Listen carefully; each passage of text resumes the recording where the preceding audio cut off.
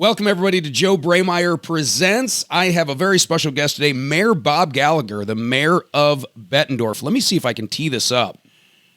First of all, other than up until a couple of weeks ago, Bob, I did not know you were like an 80s wrestler kid for Bettendorf High School. I guess I assumed you went to Bettendorf. That's why we know all the Wilton boys. But I was talking to a buddy of mine. He's like, "Oh yeah, Bobby G, man. He was like a badass wrestler back in the day." He's being very nice. I was a wrestler. 4th and 5th in state, right? That's my son. That's your son, Jackson. Jackson got 4th and 5th. How about you? I qualified. You qualified. You made it to the dance. Yes, I did. You made it to the dance. Yeah, I was varsity for Bettendorf for 4 years, but I cut a lot of weight to make the team. You know, I'd started 132 and get my butt kicked. I go to 26, get my butt kicked. 19, 12, 5. 98 is where I started. 5'10" and 98 pounds. Pretty tough kid.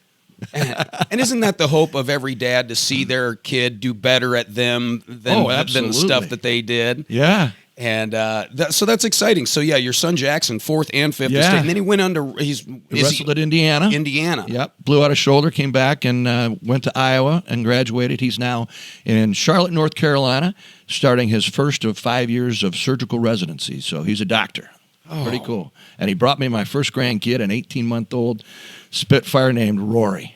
Good for you. Yeah, so exciting. So you've already had one Christmas under your belt now? Yeah. Boy, spoiled rotten. Crawling around the floor, opening big boxes. At that point, she wasn't quite ready to get it all figured out, but this will be a fun Christmas. You're also an attorney. Yes, sir. With Gallagher, Millage, and Gallagher. You betcha. Right.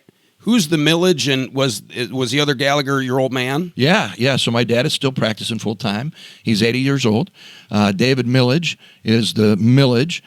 He's of council. He has retired probably 8 to 10 years ago now. Time goes fast. So he's retired. Dad keeps coming in every day, really believes it's a true calling. It's a profession. He likes to keep his mind straight and, on top of things, and really likes helping people. So that's where I got it from. Are you and your old man buddies? Yeah. Yeah. We're pretty close. It's funny, you work together, like your wife and her father in the same law firm, but you don't see each other so much during the day because you're both busy. Yeah. As a full-time lawyer, you're probably going in and out of meetings if you're in the office every hour. Or like I do, you're going to court. I'm probably in court on average, once a day. Lots of days I'm still in the office, but I might have 3 or 4 things that happen on a different day down in court. Clinton, Cedar, Jackson, Muscatine, Scott. So those days I won't see him at all. It's kind of interesting. People think like if they talk to my dad, he surely has told me exactly what they, some sort of osmosis happened in the hour, right? It just doesn't happen that way. Well, my mom works for Treadmill Heroes, and one of her go-to lines is always, "Well, nobody ever tells me anything." And I'm always the last one to know about this kind of stuff. My dad says he has to keep working because I'm never there because I'm the mayor and I have these other meetings, but I think he'd still be working without that. I have such a close relationship with my old man, too. We see each other almost every day. We're good pals, and I hope I carry on that tradition with my son. And I feel like you can be both. I feel like you can be a good dad and a good pal at the same time. Oh, absolutely. I mean, there's a time frame within which that may not work so well. Teenage years. Yeah, but man. Other than that, as soon as they, kind of move away from home, you're kind of back at it. How many kids you guys got? So I have 2, and Jen has 3. Okay. Just married Jen's daughter off last weekend, so now we have 3 married. My daughter's out in Colorado Springs. She's married. And my son, of course, we talked about. Natalie's Jen's daughter just got married. She lives in the Milwaukee area. She's a nurse. You've been the mayor since 2012? Yeah. Were your kids in so your kids were in school? They when were. You were the mayor. That Did was they the hardest part. That was the hardest part. Tell me. There was an opening because the prior mayor had moved to Colorado, leaving the space open. The folks who were talking about running wanted to go to City Hall and tear it down. Everything was wrong. I didn't believe that. I thought, in fact, things were going very well. Certainly there are some things that I wanted to change, and we've been able to do that. Maybe we'll talk some more about that. But it looked like there was a need for somebody level-headed who believed in the system and who really wanted to continue to help the citizens of Bettendorf. So I stepped in and ran a campaign, and there was 3 other folks that ran, 2 more strong type candidates, and we got 75% of the vote. So in the last 2 elections, nobody's run against me. So that's been nice. So well, you don't have to go out and fundraise and all that other stuff, right? Yeah. But in 14 years, we've done a lot of good things. What was the hardest part about balancing being a dad and also the mayor? Because that's some pressure on the kids too. Yeah, and we talked a lot about that. That was the hardest part about making the decision, which is kind of where we started this conversation. They were in late middle school, going into high school, and of course, kids those ages, they make mistakes too, and to have the spotlight shone on them as the mayor's kid was not something that I wanted. I never thought I'd run for public office. I did a lot of volunteering with the chamber, coaching kids' teams, was really close to my kids. So this was something that I was really worried might affect them. Looking back, I think it put a little extra pressure on them, but not in school. I think their teachers probably didn't do any of that. But it's like if you do something else and you start talking to a cop, or they were good kids, but there's always the worry that they're going to be looked at differently, held to a different standard. Sure. And I didn't want that for my kids. Well, on a much smaller scale, so my old man ran a gas station, still runs the shop, just doesn't sell gas anymore. But growing up, I worked there ever since I was 12. My dad literally knew everybody, and he worked on all the teachers' cars in town. And it was always just, God, I can't get away with anything in this town, and you almost kind of resent that a little bit. And It's like, that's not fair, because my buddy whose dad works swing shift at the steel mill, he can get away with anything he wants. Because nobody knows him. Because nobody knows him, or, he's got a smaller social circle. And so, I kind of wondered how that, I'm sure it was like that times 10. I think it probably was. And that's a drawback. Definitely a drawback. They made it through. They're both doing great. So looking back, maybe it wasn't as much as I worried it could have been. They say when you wrestle, everything is easier. I believe that's true. Does that wrestling mindset come into play, like when you're in a situation where it's a little tense, emotions are heightened? Does that allow you to kind of filter through some of the hot noise? Yeah, I think so. I think in conversations or negotiations, I think the law degree helps a lot more, and how to handle and talk to people, strategies for negotiations. I think where wrestling comes in, you've worked physically hard, mentally hard, and you're able to say, okay, this has to get done today. So I can get up at 3 o'clock in the morning and get it done, and go through my day and finish with my meetings at 10 o'clock at night, and tomorrow do the same thing if I have to do it.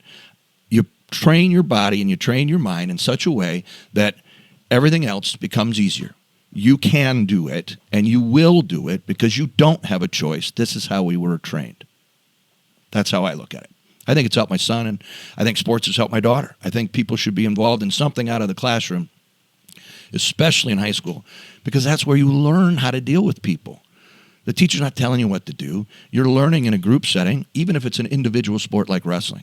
So I think so many of our life skills come from that time, whether it's softball or band, chess club, or wrestling. Have you had any recent scenarios, or any during so far since 2012 as you being the mayor? Have you had any scenarios where you've taken some of your courtroom chops and negotiating and solving problems, because you're a civil litigator, right? You take two people that don't agree on something and figure out a resolution to you can walk away and be like, all right, well, we figured it out. Have you had any of those where you can directly correlate maybe something you've dealt with the city and being mayor, where you're like, this life as an attorney certainly has helped me over here? I think it melds together all the time. So in that law position where you're trying to help somebody through tough times most of the time, and you're doing negotiations for whatever purpose, for whatever reason, it's a strategy. What is our desired end result? How do we get there? What do we know about the opponent? What do we know about the opponent's lawyer? What are some of the things that we can discuss that might be able to get us closer to a resolution that's favorable to our client? If you put the mayor hat on, we are a weak mayor, strong council. That means the mayor is more like the executive branch. I don't have a vote even to break a tie. So there are 7 people there who are going to make a decision. If I want if I have a desired course of action or a desired end result, I need to be able to negotiate with those 7 to get them to see why I think that desired end result is best for the citizens of the city of Bettendorf. So I may have to talk to people in a different fashion. Some people, everybody's different, and that's not right or wrong, good or bad. It's just you have to have a strategy going in to try to convince somebody to get the desired outcome that you think is best, in that case, for the citizens of Bettendorf. We manipulate our kids. Manipulation is not a bad word. A 8-year-old gets manipulated to do the right thing, right? Even if it's you can stay up, you get another half hour of screen time, you're going to get your homework done first. That's life. That's how we get things that we want. And in these 2 instances, it's not even things that I want. It's what a client might want with my lawyer hat on, or what's best for the citizens of Bettendorf with my mayor hat on. So it's all about the same skill set and how you treat people. It's a learning experience, and I think because of my background in communication studies in psychology from Iowa and my Juris Doctorate degree from Marquette and the 30 years or so that I've been in the practice of law, you learn how to negotiate certain situations, and when that situation can't be negotiated, you will have to go to trial and have a judge help make the decision. We don't have that at the city council. They are the judge and jury. They do make the decision, so it's a little bit different. But I think the skill set's the same. So, did you ever watch that show House of Cards when it was on? Kevin Spacey. Yes, I remember parts of it. I really enjoyed it, especially the earlier on series. season. Yeah, It was a really good, drama series about the presidency and everything else. And then it got hokey at the end. And then it got Okay. goofy. Yeah, because Kevin Spacey got himself in a world of trouble, and they tried to still muddle their way through the series after he died in the series. But the first couple seasons were amazing. Agreed. But while you were talking there, I was envisioning there was many scenes where the president was on the phone with different senators and stuff, trying to work out, wanting the vote to go a certain way. Absolutely. And, is that sometimes a case where you're in your office and you're on the phone with a city council member trying to work through some things and hearing their point of view and trying to share what your point of view is? And yeah, it happens all the time, and it happens between city council members. We don't have a whole lot in Bettendorf that's controversial. We really kind of all think alike in many respects, even though our ages are different, our experiences are different, we have men and women who serve. But when we do have things that we struggle on, that's a more difficult topic for us to kind of overcome, we're on the phone a lot.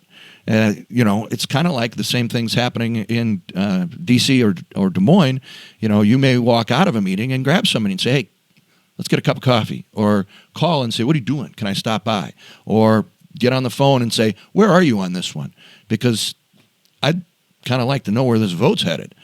As long as you're not talking to everybody at the same time, or more than the quorum, if you will. So 4 people in the room at the same time would be an open meeting where you'd have to give notice and have the public have the right to attend.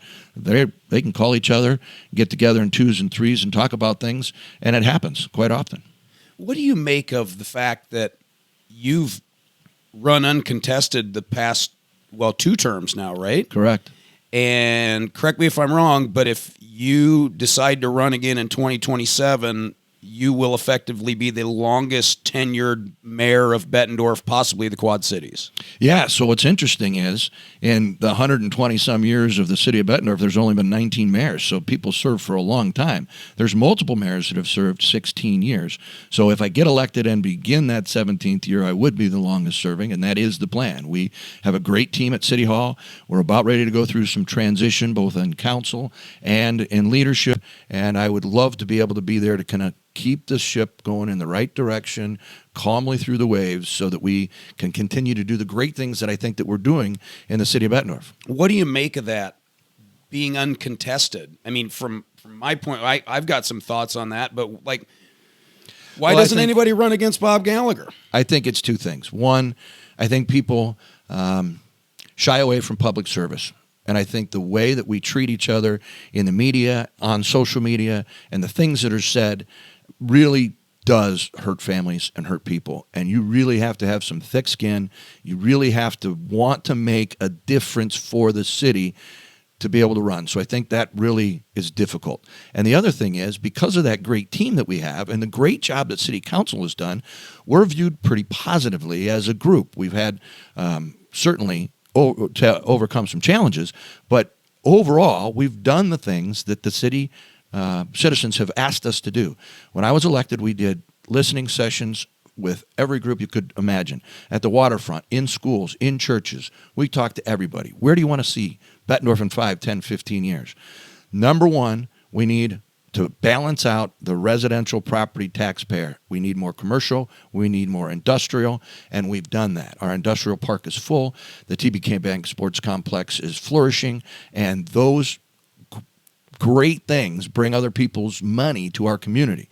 So we've done so much of what's been asked of us.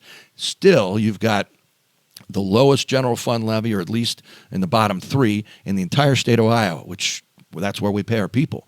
So we continue to do more with less than any city in the state. Why is there less in the general fund? Does that come from the state? No, those are your tax dollars. Okay, so you guys just have figured out a way to run lean. That's exactly right. Very lean.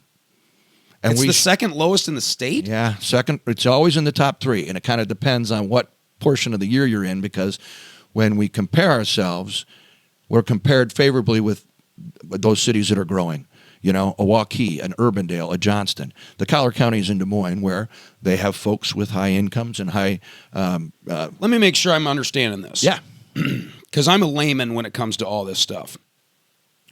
You're telling me the premier city of Bettendorf, Iowa, runs in the bottom percentile as far as the money, as far as taxes that they use around town for whatever. Correct.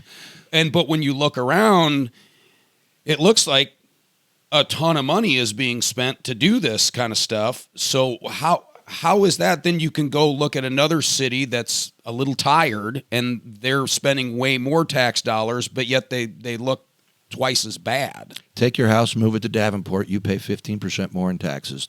Move it to Moline, you pay like 70. I mean, it's not fair to compare against Iowa versus Illinois. Sure. But it's a misnomer that it costs more to live in Bettendorf. It simply does not. It costs less. We do more with less than any other city, maybe one or two in the state of Iowa. I did not know that. Nobody does.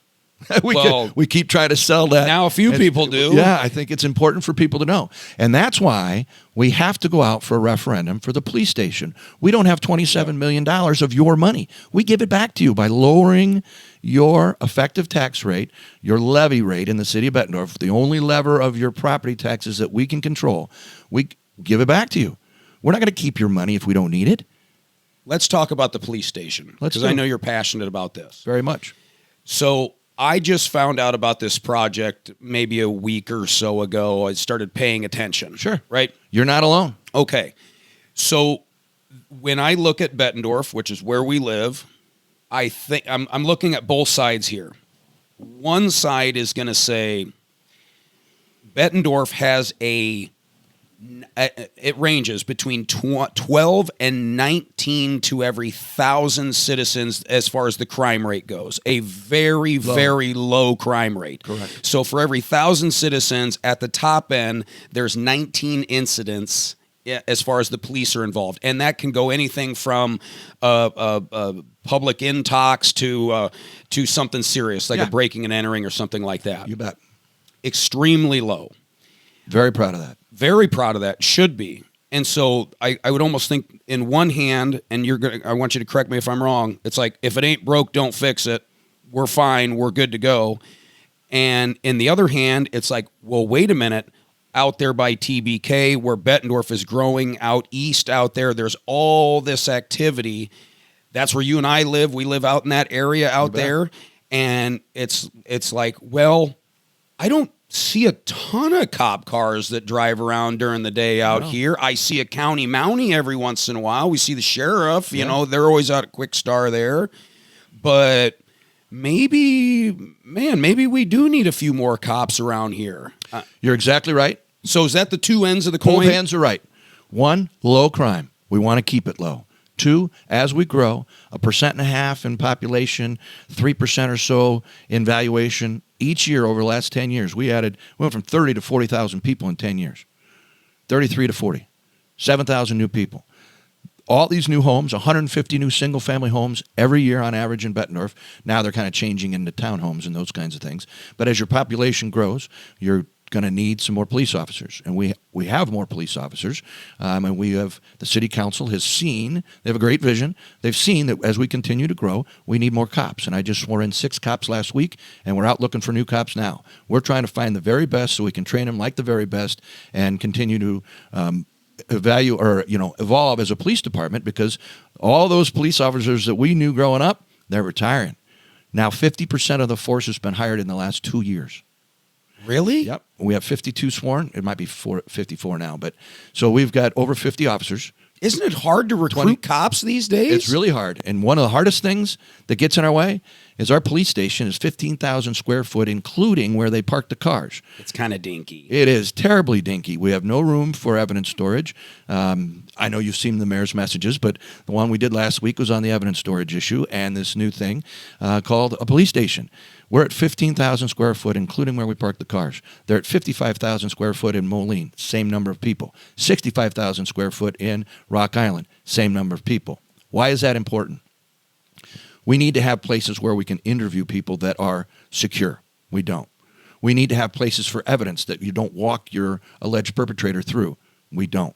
We need to have lockers and areas for our police officers now more than ever, because we have more officers, where they have a place to put their things. We need to have a place where you can eat. We don't. You eat on a table where the evidence is. You have to go take Really? Yeah, you got to move the evidence out of the way. There is no room. We have literally 10,000 square foot indoors and an evidence locker that is just that, a locker where all those boxes are. The mayor's message has a great picture of it. So we need this new amenity, and there's no way we can do it without a public referendum, because we can't bond for the money without the public saying yes. So it's going to be very important for people to vote in November. Tell us what they think. Do they want this new station? I'll tell you what. If you go look at the station we have now, and we're doing tours every week. Right. It's like an open house. Yes. You set up a time, you can go look around, and you'll be like, damn, this place isn't adequate. It's not. That's the problem. We have done more with less, just like we do in the general fund, forever for our police department. That police department was never built to be a police department. It was City Hall. We expanded City Hall when Mayor Ann was here. They got a little bit more space. They don't have a little bit of a secure entrance, but certainly not what we need. A standalone police department is the industry standard today, and Bettendorf doesn't have it. We need to do that for our officers. Give me a landmark where you guys want to put it. Right in the center of town, right between the post office and Public Works. So that's ground that the city already owns. We went through all kinds of different, looking at buildings. Maybe we would move City Hall and create the police station where it is. Right now, policing is by beat. So seldom are the folks who are doing the work on the streets at the office, but they do have to, if they pick somebody up, they have to bring them in to interview them. Maybe there's an OWI. Maybe there's all kinds of reasons to come back and forth. And having it centrally located will cut the time immensely. So if there's a need, like there's a bad thing that happens, the detectives and those people who are typically at the station are able to get there faster. And that's what we want. We want the best response as quick as we can. So it's just a need. Well, if there's an issue up at TBK and you got to go all the way from down there by the Isle of Capri, right? 10 minutes. Yeah, that's too far away. We'll cut it in half. Instead of 10, it'll be 5, 6. It's just really important that people understand that centrally located for the big crime is really important. The detectives are at the station, moving through evidence, doing phone calls, looking at other things. Can you break it down for me? As a citizen of Bettendorf, and they build a $27 million police station, centrally located. How does that affect me? How does that affect my dollars? We have a great application on our website, bettendorf.org, that'll tell you exactly that. You put in your address, it'll tell you exactly how much you're going to spend for 20 years, and it's the same static amount every year because the bonds will be let, and then they're there. It doesn't go up. Your tax rate can go up or down, but this amount does not go up for this referendum. So, for instance, your house and mine, a little bit more expensive than the average home in the Quad Cities, which are in Bettendorf, which is about $323,000 now. Which I saw that stat. That's crazy that the average home in Bettendorf is $323,000. It'll be $111 per year for that person. $100. $100 a year. $100. One nice dinner. I understand that, or a dinner for four at Tangled Wood. You can't get out, and I love Tangled Wood. I'm not. Yeah, same. Every bloody, other places in town, you're paying $18 for a hamburger. Yeah. Remember the commercial? $11 for a hamburger. Man, you must be out your mind. We were so past that. Can we go back to Miller that? High Life. Yeah. I do remember that. Now that you say that, that's funny. Yeah, that was great. Be out your mind. Yeah. Well, and when you break it down like that, it's like, $100 a year wouldn't be so bad to to have the cops a little bit closer. Because like I said, out on that east end of Bettendorf, you just don't see a lot of police activity. And we have done the best we can with the space that we have, but we have now added 5-10 cops over the last couple of years. As I said, we don't have room for these people. We have to do something. And this is the best, most efficient, right-sized building that we could come up with. When does the vote happen? This will be the first Tuesday in November on regular election day. Same time you're going to vote for your second, fourth, and at-large alderman. Can we talk about let's talk about crime for just a second. Absolutely. I want to get your take on this. When you agreed to come in here, I immediately had a question come into my mind. When you look at what's going on with the crime crackdown out in D.C., President Trump has said we're gonna clean this up, and I don't care how harsh it looks. We're just gonna make this a beautiful city again and crack down on crime. Now Chicago seems to be kind of in the crosshairs of, hey, we got to help these people out in Chicago, right? And all the politics of it aside, I think we can all agree Chicago has a pretty high crime rate. It is. I mean, it's documented. It's documented. Like for D.C. too. Very, very high. Same. Like for me, I would not feel comfortable taking my family into the city of Chicago and driving around or walking around and, all of that. Let's say that happens. Let's say we go in and we start really hammering down on crime in Chicago. Chicago is about a 2.5-3 hour drive from the Quad Cities. Correct. If I'm a bad guy and all of a sudden I see a bunch of Humvees start rolling into Chicago, I'm going to go, you know what? I'm going to get out of Dodge for a while. Yeah. Where can I go? And I would imagine Rockford would probably be on my list, but at the same time, it might be the Quad Cities. Does Bob Gallagher have conversations about this with the police chief and other members of the community and going, does this idea have legs that some bad guys from Chicago could want to camp out here in the Quad Cities? Well, we have bad guys from Chicago camping out in the Quad Cities. I can promise you that. Really? Yep. And that scenario certainly could bring more. This is something that our police chiefs work on a monthly basis. Our police chiefs work really well together.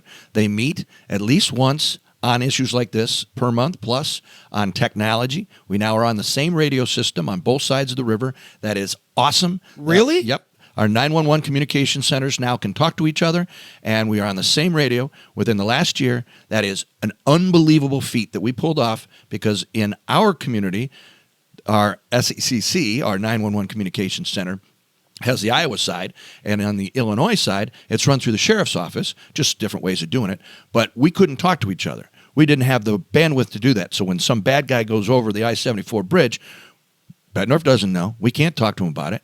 Now we can. We're all on that. We can all get on the same frequency. Our radios talk to each other, so we're better at getting the bad guys because they don't care what city they're in. They're going like a bat out of hell to get out of here. That's right. That's a big deal. It is a huge deal, and people don't know about it. That is really fantastic, and the people at the Rock Island County Sheriff's Department and at SECC need to be given a ton of credit because we got together over a 3-year period and found a way to do this and bought all new radios for all the squads, all new handhelds.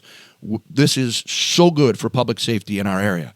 But they talk all the time, not only about those radios and technology, but about what they're seeing. What are the trends? They're very tied into national trends, low income area trends. Where could we do better in community policing? And what are you seeing in Rock Island, Moline? And what are we seeing in Bettendorf and Davenport? So I'm very confident in our ability to handle any situation. But if we needed help, we wouldn't wait. We'd call the governor. We'd get other people. We'd get the National Guard if it got that bad. It isn't that bad, as you well know. We can certainly handle it. But we will be proactive to make sure that the citizens in Bettendorf and the Quad City community are protected. Well, that puts me a little bit at ease that it's in the conversation. You guys Absolutely. talk about this stuff all the time. Yep. It's and also, isn't it maddening? Well, I would imagine it's maddening, like to see an issue like cop in Moline can't communicate with cop in Bettendorf. Oh. And you would think that the Quad Cities would have solved that problem decades ago. You know what? But this just all happened. over. This just happened a year ago. That everything was finally cleaned up and you could communicate back and forth. That's part of the problem with having so many different cities and being joined and sometimes divided by the Mississippi River. It's really not the river. It's the two states and how we look at things and how we fund our projects. But this was a really big deal. And you would, I dare say, if you go to Chicago, none of those suburbs are talking to each other, and people are flying through them, one to the next to try to avoid the police. This is something that is like nationwide, not happening the way it happens here. In the technological age that we live in, it's, to me, that's just wild. It is. But the Motorola doesn't talk to the Raycom. Let's talk about housing for a second. Yes, sir. When you drive around Bettendorf or the Quad Cities, but I live in Bettendorf, so I see it, these big multi-housing family units that are going up. Yeah. It's quite remarkable how fast and how many are going up. Now, I'm not going to lie. There's conversations in the car going, who are all these people moving into these apartments, and are they bringing their crime with them? And that might be a very obtuse way of looking at things, but I sometimes wonder that. Sure. And I'm not alone. We've got a lot of friends that have that same kind of concern. Talk me through that. So when I was elected 14 years ago, we were averaging over 175 single-family homes, and they were all detached single-family homes and very expensive. Because per year going up? Every year. Okay. We're still averaging over 150, but many of them have come in a different form or fashion now 14 years later. And that's, to your point, many apartment buildings. Folks do not care for living in houses like ours as much as they did before. They maybe don't want to do the yard work, maybe don't want to, worry about all the maintenance on the exterior. So they're very happy in a 2x2 duplex or maybe a fourplex or maybe in one of these larger apartment buildings. One of the things that we continue to hear from some of the folks in Bettendorf is that we'd like more affordable housing. Defining affordable housing is very difficult. Then you hear from the other part of Bettendorf who says, hey, wait a minute, I'm fine with affordable housing, but if it brings the element that you're talking about, we don't need it. We have low crime. We love living here. So it's a balance. Many of the apartment buildings that are going up are almost all are market rate apartments. So they're pretty expensive. But the folks who live there, for whatever reason, want to live there. For instance, the bridges down by the river. Lots of folks who are transitioning, maybe got a divorce, maybe moved into town but don't know where to buy a house yet. Lots of those folks are able to pay a nice rent each month. They enjoy the view of the river and the pool and the amenities there. The fact that it's downtown and walkable to bars and restaurants, places to get something to eat. They love it. And retirees. There's a lot of folks who are very active in their 60s and 70s. They don't want to go to an assisted living or an apartment complex near those who need assisted living. They're out doing their own thing, but they don't want to spend time doing the yard work either. So they downsize. So that's been a kind of shift in the way people want to live. We still have large homes going up. Right out Middle Road, there'll be a whole bunch more. And Forest Grove, there'll be a whole bunch more. But some folks have kind of changed the way they want. And that percentage has gotten higher, so there's more offerings in that area. I think the initial reaction is, without giving it a whole lot of thought, when you see a great big apartment complex go up, you assume it's low-income housing. Not much in Bettendorf. There's been clamoring for more. It really hasn't taken off. There's an area in town that's a little more difficult and low-income housing than other areas in town, and we do spend a lot more time policing that area, and we're actively trying to assimilate into that area, help with the schools, help with the religious community. We're doing all kinds of different things to try to present the police in a way that they haven't been viewed in that area before. They're here to help. Resource officers. Does every high school in the Quad Cities have one? That I don't know. We do at Bettendorf and in Pleasant Valley. At Pleasant Valley, that's provided by the Sheriff's Department. They got a great resource officer, unless he just retired last year. So they've really done a nice job. And then in Bettendorf, the Bettendorf Police Department provides those both at the middle and the high school. Great opportunity to reach kids where they need to be reached. Where, hey, you might have a mistake, but let's walk through this. Introduce some of these families who have only seen the police as a negative to the positive side. They are there to help. Certainly, if you make a large mistake, there are consequences. But I think school resource officers are fantastic. It takes the right person, the right personality, but kids graduate and they go hug the resource officer on the way out. They're not hugging their English teacher. Because when you make somebody feel safe, yes, they'll never forget that. And if you have a great disposition and you're kind and you're saying hi to people and you're there when this big stuff happens, when there's been fights in high schools since there was a high school. Yeah. If they're there and they handle it the right way, people feel safe. The non-involved people feel safe. And the resource officer builds relationships with those who are involved so it doesn't happen again. How does it work? Does the city just supply the resource officer, or does the school fund it? School funds it to a certain extent. He's still a police officer, so if there's a big thing, they're leaving, right? They'll leave school to go help with a criminal issue or a big issue in town. So they don't fund the whole position, and it's only during the school year, so we have that police officer for the summer doing other things. But, yeah, they do help fund that position. Our church, we go to Our Savior Lutheran Church. Great church. Yeah. I'll even plug Our Savior there. So great church, lots of families.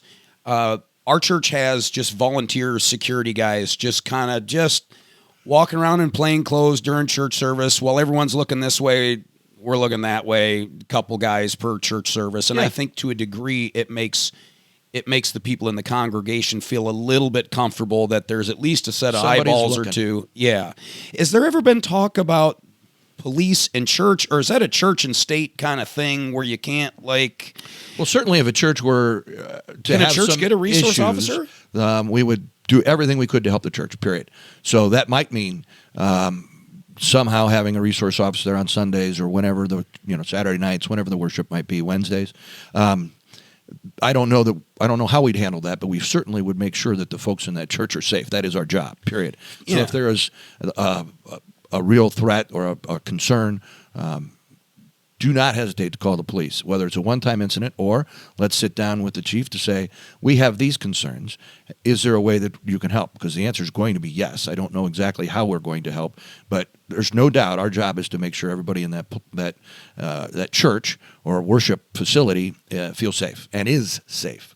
I suppose, though, too, there's some politics involved with that, too, a little bit, right? Yeah, I don't know if you want a cop standing there when you go to church. Yeah. I would imagine it's like, some people would, some people wouldn't. And to my knowledge, there hasn't been any issues at, for instance, Our Savior or Asbury Methodist or any of the Bettendorf churches. Yeah. So, well, I think a lot of the churches, they say an ounce of prevention's worth a pound of cure, and just to have a couple people walking around the parking lot, just kind of, hey, we're walking around the parking lot looking around, I think is helpful. I think so too. Yeah. Why not? I kind of want to talk real briefly about the Halloween parade. That's coming up. Halloween parade is coming up. I love the Halloween parade. Saturday evening. We're the only ones that do it in the evening, I still think. It is such a fun parade. If people have never been to that, I love the 4th of July parade. And by the way, we went to the 4th of July parade this year, and we almost didn't because Sadly, parades are in the news sometimes for the wrong reasons. But we went to the 4th of July parade this year with the kids, and wow, did we feel safe and secure. So that the police presence was incredible there. Every intersection? Yes. Armed guard, armed police officer. Most of those folks are off duty. Lots of them from the sheriff's department and other. We're very blessed to have great people who do care, who want to come help, and we'll make sure that people are safe. I love the Halloween parade because everybody lights up their floats. Like you said, it's at nighttime. Certainly, Treadmill Heroes, we've had a float in there for the past couple years. Thank you for that. We love doing that. So I'm hoping we can kind of do some stuff with the show with that and do some live streaming. It'll be a great fun. time. Yeah. It's a great parade. I will tell you that our staff at the Children's Museum and the library do an awesome job on our float. It's always something over the top that you're like, wow, who thought of this and how'd you do this? Pipe cleaners and I don't know, but they put stuff together. They're so darn creative. So it's a great event. We love doing it. All right, I'll put you on the spot here before I got to let you go to your next meeting before the meeting, I'm sure. If Mayor Bob Gallagher could wave a magic wand and just not have to vote on anything, you could just change a current policy or fix something with just the stroke of a wand because you believe in your heart of hearts it would be the right move to do. Do you have anything like that on your hit list that you'd like to go after? I do. One of the things that we struggle with when setting our budget and doing the things that the citizens of Bettendorf have asked us to do is our ability to hold on to the property tax revenue that we have generated. The state of Iowa has changed property taxes. They're about to do it again. So we can only collect a small percentage, and it's a very complicated formula, but it's about 2.5% of the growth in property taxes that we can then keep to use to do the things that the citizens want done. And here's the struggle with that. But before we get to the struggle, I want to understand the problem. Yep, I'm going to try to walk you through that. Okay. So if we have a year where our tax revenue goes up just by virtue of the value of your property minus the rollback that the state also controls. So if your house is worth $100,000, the rollback is 56%. It changes every year. We can only tax you on 46% of the value of your residence. At $13.10 per $1,000 of valuation, it yields a number. That number, if it goes up more than 2.5%, then gets cut back to 2.5%, and the rest goes to the state. So if that number was 7%,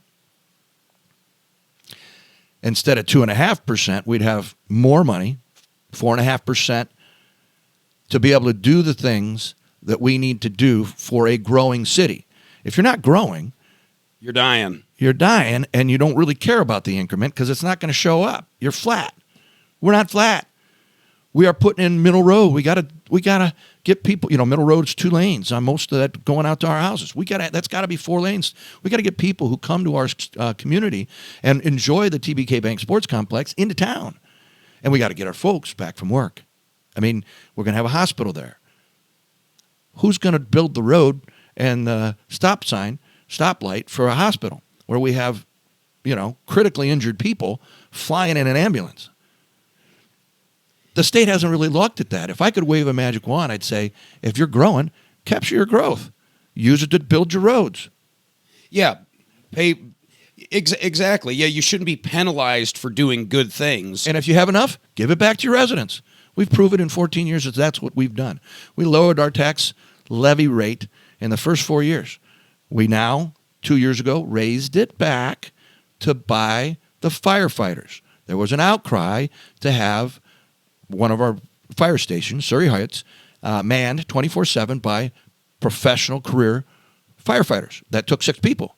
So we got a SAFER grant, a grant from the federal government that covers a little bit over 6 years. So it covers year 1, then it kind of goes down. So we had to raise taxes for that purpose. That money's cordoned off for that purpose, but we had to. if we had the 7% or whatever the real growth was, we wouldn't have had to do that. How do you solve that problem? Is that like We elect people who go to Des Moines who understand what happens at the city level. And we've sent 2 from our city council, Gary Moore, who's a state rep, and Scott Webster, who's a senator. They both served with me on city council. Wonderful humans. They did a great job.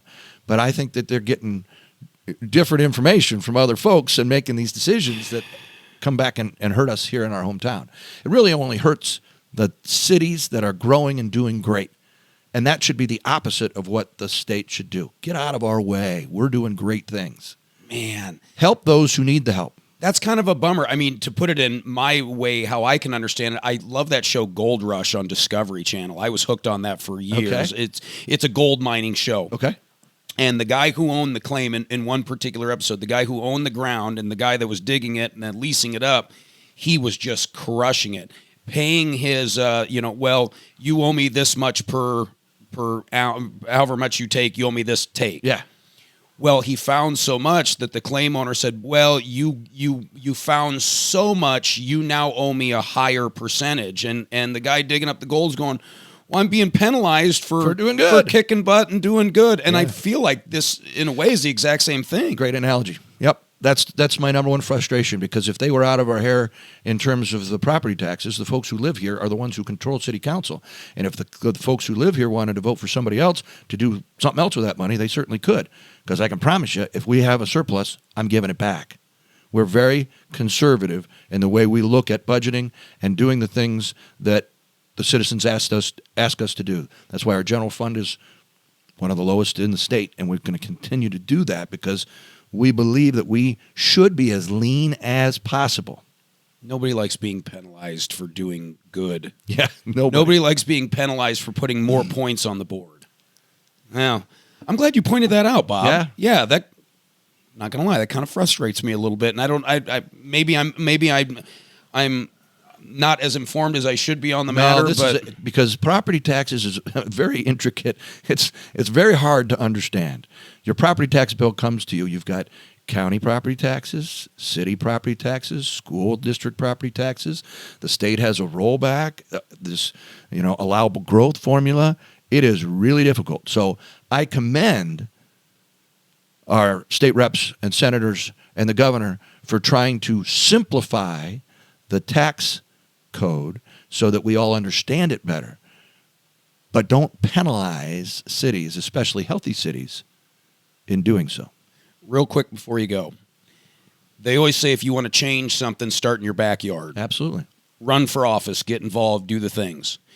I think there's a lot of people out there like myself that go, man, I'd love to get involved, but like you said, in the day of social media, and boy, I've said and done some things in the past where it's like, boy, if that was edited and put out, man, I would really look like a real fool. Can you imagine growing up in this age? I can't imagine we went to that. College and did stupid things that weren't on video. Yeah, and as long as you threw away the developed photo, it was gone. Maybe not some of the stupid things that are on there now, but the world's just changed. It's wild. And so, like, what do you say to the coaches of the world, and what do you say to the leaders in the community that are doing really good things in their business or in their family life or in their social circle, that they could do really good things by getting involved more in local government, that maybe have some apprehensions of, I know for every one person that's going to appreciate what I'm doing, there's going to be a naysayer that's going to want me not doing what I'm doing?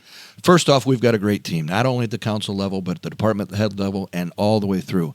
We've got wonderful volunteer opportunities throughout the city of Bettendorf. So you can dip your foot in the water. You can become part of our park advisory council. You could volunteer to police the parks at night. You could help us in plan and zone. You could help us in civil rights. There's a bunch of plethora of great opportunities. So you could come help and see what it's like, because then I think you get the itch.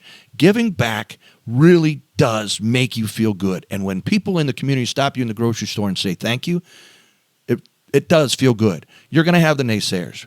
But because of the team atmosphere, we take that all together, and we take it with a grain of salt, and we move through it, doing the right thing. If you can get up and know you're doing the right thing for the city, that's a really good feeling because you're giving back and trying.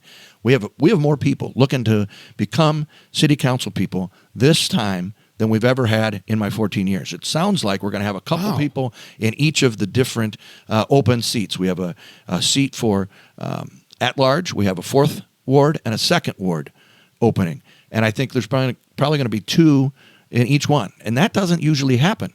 So we do have people in Bettendorf willing to step up, and I thank them because it is hard. And you do take some guff.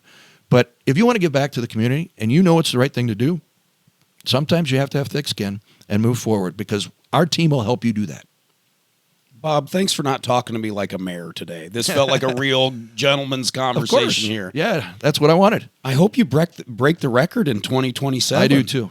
That is the plan. I hope you do. You're doing a great job, and Bettendorf is a premier city for a reason. You know, great team. You bet. Bob Gallagher, everybody, and thanks for joining us, and we'll see you on the next one.